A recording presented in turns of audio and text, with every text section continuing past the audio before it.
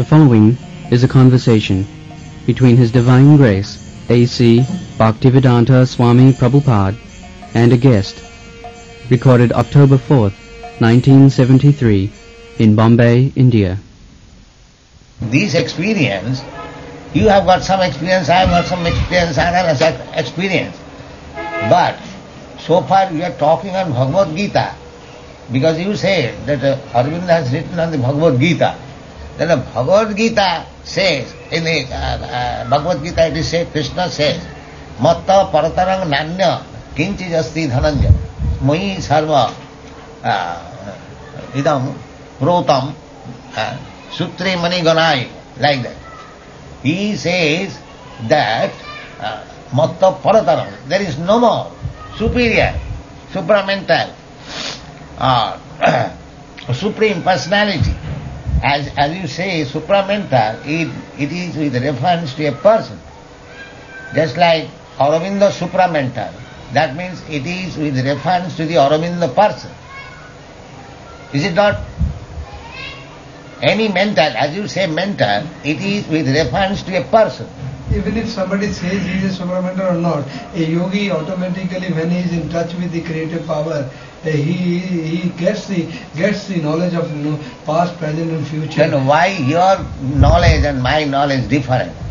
Because of our construction of mind. That's it. The vibration comes the same, but one poet may write a poetry of a very high form, Shakespeare, and another can be a lower form. But both of them are true.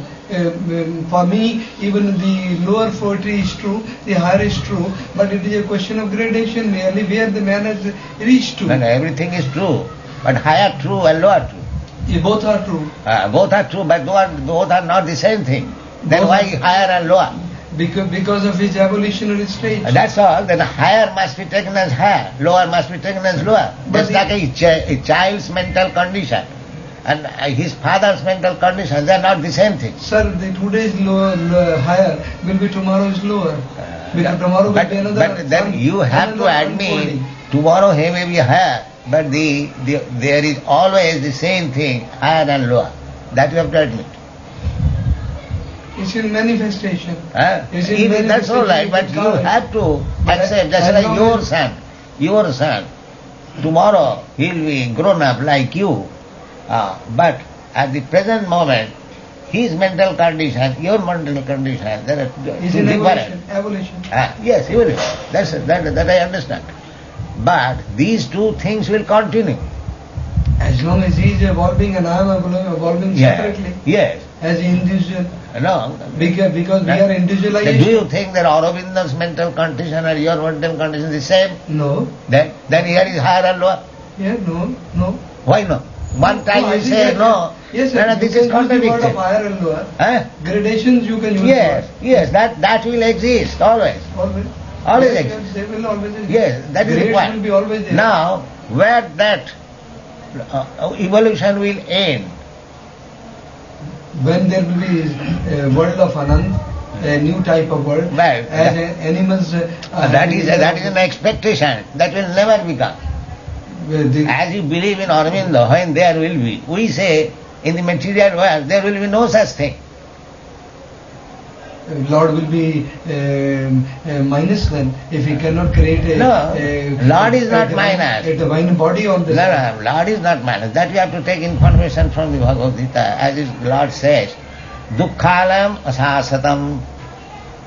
In this material world, it is everything dukkhalam asa. Because you talked of the Bhagavad Gita, therefore I am talking on the Bhagavad Gita.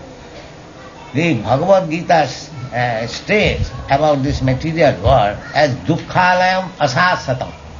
It is a place of miseries only. Provided this is the body. Provided this is the body. When this body you have got, how you can deny? But next evolution has to be another body on the side. That is your expectation. No, you talk. Already this it is before us. The animals have come, and above the animals we are there. We can't be the end of it. The next will be this a yogic life or a yogic body. What is that end that you do not know? It will be always unfolding. That means it is always unknown. Yes, the Lord is. That you say. Nobody can limit Lord. No, that is unknown to you. But according to Bhagavad Gita, it is not unknown. There is a standard, there is a perfection state. As long as I have got body, I can never know God. And that's all right. So long you have got the body. All of Shastra says. But you hear me. You have come to take some light. You finally Yes, hear. yes. You are talking on the Bhagavad Gita. I say on the Bhagavad Gita. Yes, sir. So long you have got this body, there is no perfection. That's a fact. Yes, sir. But Bhagavad Gita says, Takta deham punar janma naiti mameti kaunte. Bhagavad Gita says that if you understand the Krishna consciousness philosophy, janma karma, first of all, you always remember that whatever you are talking on the Bhagavad Gita, on the basis of Bhagavad Gita.